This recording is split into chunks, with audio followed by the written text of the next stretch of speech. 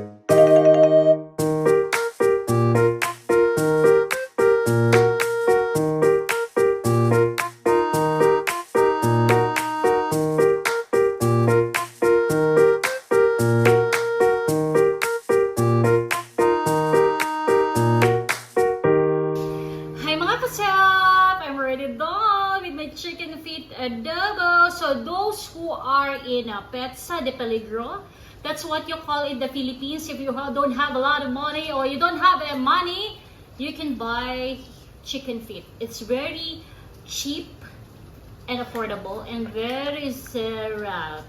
So let me call my son, Gigi.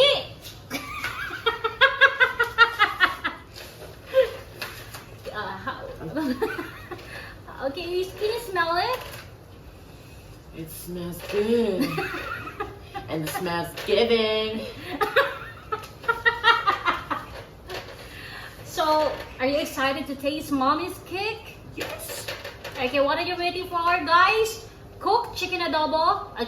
Chicken adobo feet. So, what are you going to tell them? Don't forget to like, share, and subscribe.